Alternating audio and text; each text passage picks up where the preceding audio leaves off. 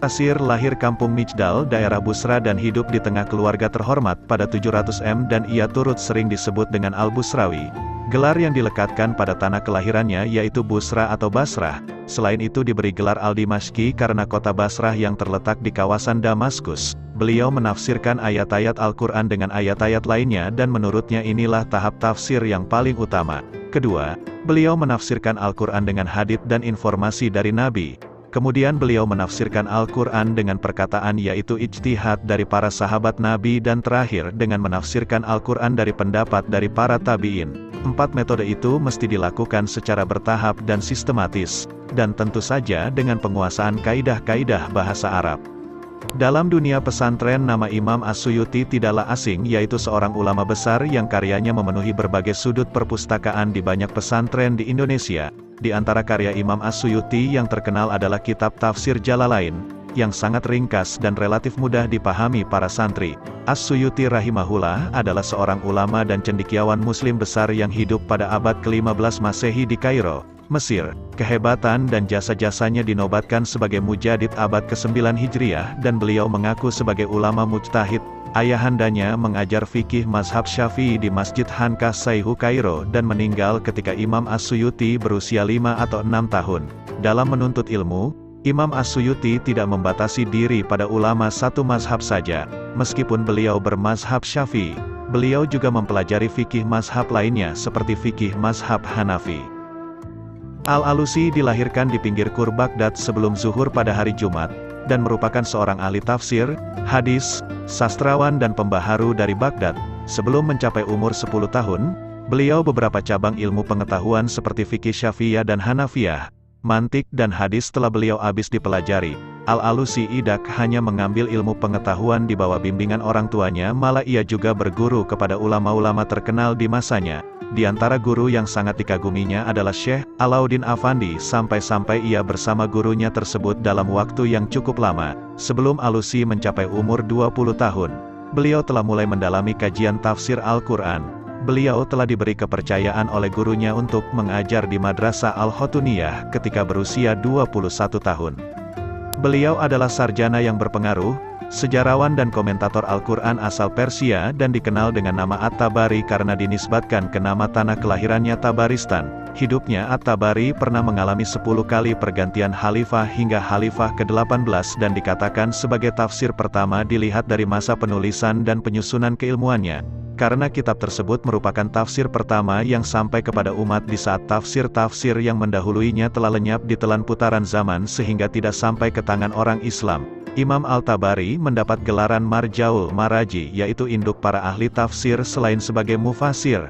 Al-Tabari juga adalah seorang fuqaha yang menghasilkan kitab fiknya yakni berjudul Ikhtilaf Al-Fuqaha. Fakhruddin Al-Razi adalah seorang pemikir klasik yang terpercaya dan pengetahuannya meliputi berbagai disiplin ilmu seperti tafsir dan hukum, tasawuf dan filsafat, kedokteran dan fisika dan lain-lain. Dalam hal fikih beliau bermazhab Syafi'i selain terpengaruh dengan filsafat Muhammad Zakaria Al-Razi dan Ibnu Sina, sedang dalam hal fisika mengikuti jejak Abu al-Barakat al-Baghdadi. Keunggulan Al-Razi di berbagai bidang ini belum banyak digali sehingga menjadi tambahan bagi khazanah keilmuan Islam. Pemikiran-pemikiran Fakhr al-Din Al-Razi berkenaan dengan ilmu kalam dan filsafat, fikih dan ilmu pengetahuan lain yang dapat ditemukan dalam karya-karyanya yang sudah diterbitkan, dan diharapkan berguna untuk lebih mengenalkan pemikiran-pemikirannya yang masih menunggu untuk dieksplorasi dengan lebih serius. Al-Qurtubi adalah seorang imam, ahli hadits, alim dan seorang penafsir Al-Quran yang terkenal. Nama lengkapnya adalah Abu Abdullah Muhammad bin Ahmad yang berasal dari Qurtub yaitu Cordoba, Spanyol dan mengikuti mazhab fikih Maliki. Secara keseluruhan kitab tafsir ini terdiri dari 11 jilid yang lengkap dengan daftar isinya.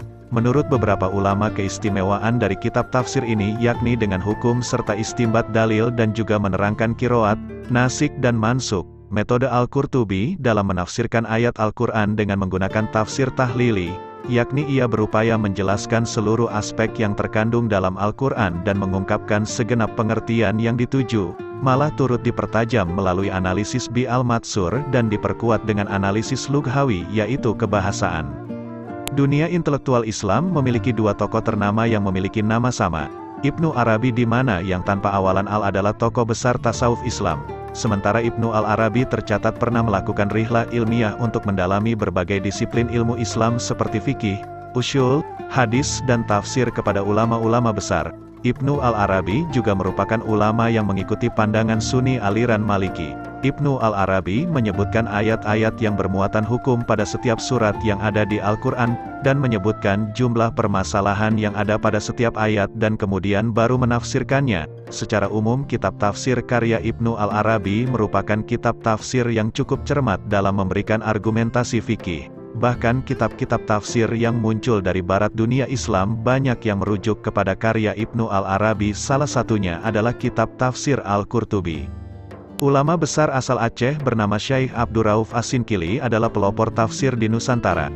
As-Sinkili merupakan ulama Nusantara yang memiliki reputasi internasional karena salah satunya dari karya yang paling tersohor berjudul Tarjuman Al-Mustafid, yaitu sebuah kitab tafsir berbahasa Melayu Jawi atau Arab Pegon.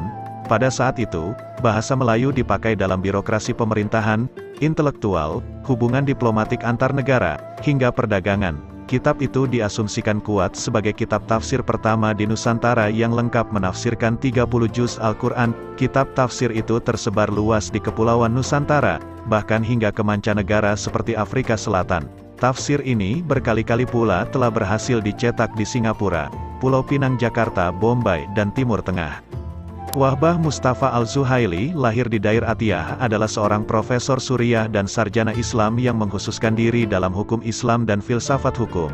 Dia juga seorang pengkhotbah di Masjid Badr Dair Atiyah dan menulis banyak buku tentang Islam dan hukum sekuler, dan banyak di antaranya telah diterjemahkan ke dalam bahasa Inggris. Syekh Wahbah adalah ulama papan atas dengan piawai keilmuan khususnya dalam bidang fikih dan tafsir. Dalam Majlis Al-Ifta Suriah dia bertanggung jawab untuk mengeluarkan fatwa atau pendapat agama yang dianggap sangat moderat, termasuk dukungannya terhadap apa yang disebutnya demokrasi Islam dan hak asasi manusia serta kebebasan. Beliau sering berkunjung ke Indonesia baik di Jakarta, Medan, Surabaya, dan lain-lain. Banyak yang mendapatkan kehormatan dan menimba ilmu karena sering mendampingi beliau khususnya ketika berada di Jakarta. Al-Baghawi adalah seorang mufasir Muslim Persia yang terkenal. Seorang sarjana hadits dan faqih Syafi'i dengan karya utamanya ialah Ma'alim At-Tanzil. Gelaran beliau dirujuk ke kota kelahirannya Bah atau Bagshur. Imam Al-Baghawi atau nama penuhnya Abu Muhammad Al-Husain bin Mas'ud adalah seorang ulama besar bermazhab Syafi'i. Beliau adalah seorang ulama yang mengabdikan dirinya untuk kitab Al-Quran yang mulia dan As-Sunnah An-Nabawiyah. Selain mempelajari, beliau turut mengajar, menulis dan menyingkap perbendaharaan dan rahasia-rahasia keduanya. Al-Baghawi beserta sejumlah gelar yang menunjukkan bahwa beliau merupakan orang yang alim seperti Al-Imam Al-Hafiz, Syekhul Islam, Mujahid Faqih dan Al-Alamah. Sebagai seorang ulama, tentu saja Imam Al-Baghawi berhasil mencetak ulama-ulama yang cukup berjasa dalam ilmu-ilmu keislaman. Dr. Haji Abdul Malik Karim Amrullah atau lebih dikenal dengan nama Buya Hamka lahir di Sungai Batang, Sumatera Barat, Indonesia. Karya terbesarnya adalah tafsir Al-Quran yang berjudul Tafsir Al-Azhar. Kesimpulannya, tafsir Al-Azhar dapat diklasifikasikan sebagai tafsir bi al-maksir berdasarkan sumbernya dengan metode tahlili yang sesuai dengan eksplorasi luasnya dalam tafsir. Sedangkan corak tafsirnya didominasi oleh adab ijtimal dengan keindahan bahasa Melayu terkait dengan realitas sosial pada zamannya. Toh tafsirnya mudah dipahami oleh masyarakat Indonesia sebagai mayoritas pembacanya. Tafsir Al-Azhar merupakan salah satu bukti otentik adanya upaya masyarakat Indonesia untuk mencari jawaban dari Al-Quran. Intinya kitab suci Al-Quran ini bagi umat Islam tidak sekedar bacaan ritual tapi buku induk yang berisi pedoman hidup dalam seluruh aspek kehidupan. Zamakhsyari merupakan ulama yang sangat produktif dan merupakan seorang imam Hanafiyah berfahaman Mu'tazilah. Beliau menguasai berbagai bidang keilmuan dan juga berkontribusi dalam kemajuan peradaban Islam melalui karya-karyanya. Antara karya tafsir terkenal ialah Al-Kasyaf. Saking banyaknya karya yang telah ditorehkan dan bahkan ada beberapa karya yang belum dapat ditemukan sampai sekarang dan seluruh jumlah karya Zamakhsyari adalah 47 karya. Nama sebenar beliau adalah Muhammad bin Umar dan dilahirkan di sebuah desa bernama Zamakhsyar yang merupakan bagian dari kota Khawarizm Bukhara, Rusia. Menurut seorang ulama bernama Az-Zahabi dalam tafsir Wal Mufassirun, Zamakhsyari biasa dikenal dengan kunyah Abu Al-Qasim dan dijuluki dengan lakap Jarullah bermaksud tetangga Allah. Mahmud Yunus adalah seorang pendakwa dan guru Islam dari Minangkabau, Indonesia. Dia menulis lebih dari 75 buku termasuk tafsir Quranul Karim dan Kamus Bahasa Arab Indonesia. Buku-bukunya digunakan di madrasah dan pesantren dan peranan Mahmud Yunus amat bersinar dalam perkembangan dan pembaharuan Islam di Indonesia melalui perbuatan dan pemikirannya. Tetapi beliau hanya populer sebagai tokoh pendidikan dan kurang populer sebagai tokoh dalam bidang lain terutama sebagai tokoh fikih. Metode tafsiran beliau masih menggunakan pendekatan ulama tafsir yang lain dan hadis. Analisis mendapati beliau mengaplikasikan 8 metode dalam mentafsirkan ayat-ayat Al-Quran dengan ayat Al-Quran itu sendiri dan kemudian hadits. Beliau turut mengambil pandangan sahabat dan pendapat tabi'in. Selain itu beliau mentafsir ayat Al-Quran melalui pandangan akal dan makna kalimah serta mengemukakan kata-kata pepatah dan melalui kisah-kisah. Syekh Tantawi berasal daripada keluarga petani dan dilahirkan berhampiran Zakazig dan ketika itu Mesir berada di masa pertama kalinya merasakan penjajahan bangsa barat yaitu Perancis selama 3 tahun. Tujuan utama Syekh Tantawi menulis kitab tafsirnya ialah supaya umat Islam sadar akan kepentingan menuntut pelbagai jenis ilmu pengetahuan. Kelebihan kitab tafsir beliau dengan persembahan penulisan dengan begitu sistematik dan analitikal di mana langsung tidak menyentuh sebarang riwayat Israiliyat, terdapat banyak ilustrasi dan gambaran seperti raja tumbuhan, binatang, alam sekitar, planet dan lain-lain agar pembaca tafsir dapat memahami bahwa objek sekitar mereka adalah tanda kebesaran Allah. Meskipun beliau dikenal sebagai ulama terkemuka Sunni seluruh dunia tetapi beliau sering mendapat kontroversi, di mana banyak pernyataan-pernyataan reformasi liberalnya jika dibandingkan dengan banyak ulama Sunni yang lain.